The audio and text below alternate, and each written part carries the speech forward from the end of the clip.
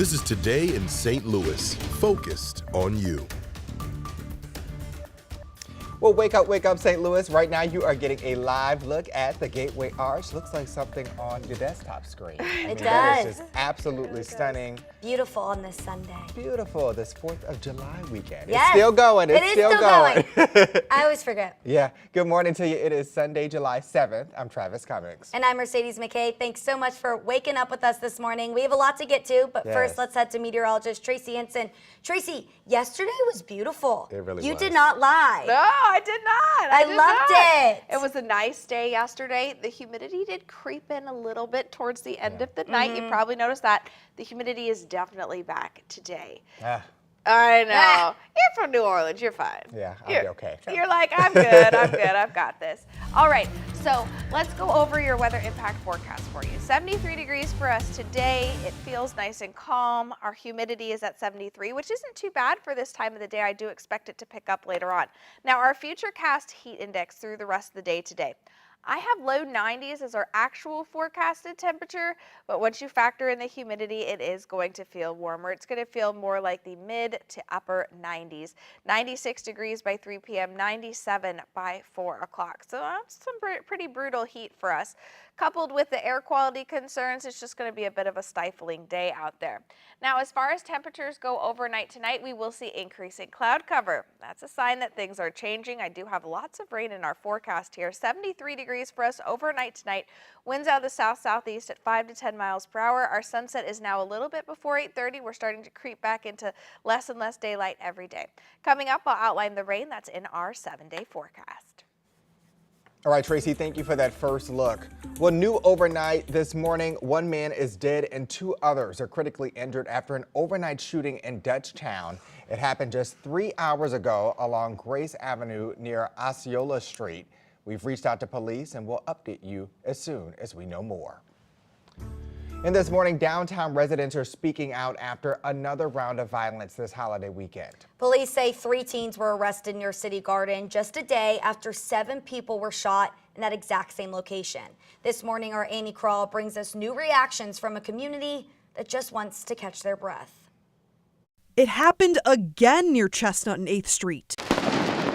A day after 7 people were shot downtown following 4th of July fireworks. Officers responding to a number of young adults blocking traffic and brandishing firearms at the same area. St. Louis Metro Police say 2 weapons were seized from an 18-year-old Belleville man and an 18-year-old from Hazelwood, both taken into custody, along with a 17-year-old armed with an airsoft gun. He was later turned over to his mother, frustrating people who live nearby like Dan Pistor with the St. Louis Downtown Neighborhood Association. We weren't prepared for what happened after the fireworks.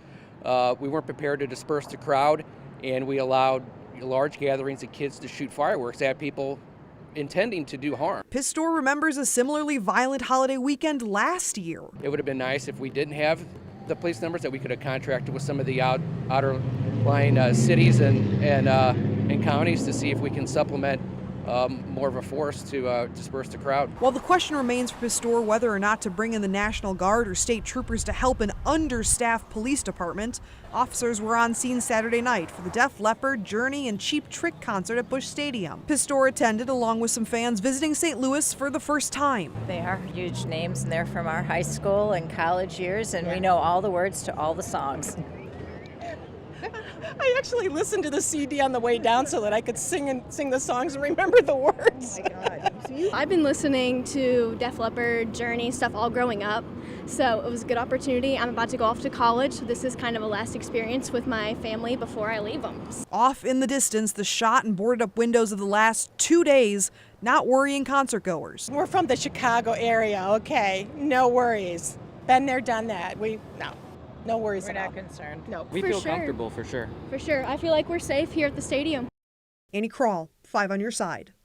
The Neighborhood Association is hosting a public town hall meeting tomorrow night at 6 o'clock. They'll talk about this week's gun violence at the Central Public Library, including appearances by Circuit Attorney Gabe Gore and St. Louis Police Chief Robert Tracy.